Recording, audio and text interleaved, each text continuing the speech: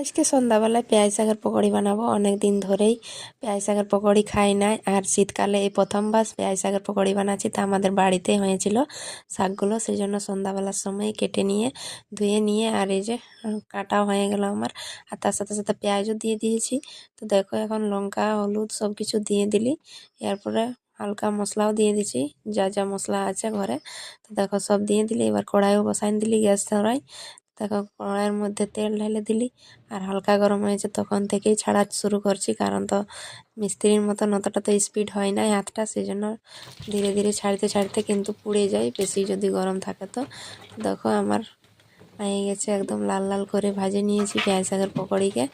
আর পেঁয়াজ শাকের পকোড়ি খেতে অনেকটাই ভালো লাগে শীতকালে বিশেষ করে, কারণ সারা জীবন তো আর পাওয়া যায় না পেঁয়াজ শাকের পকোড়ি।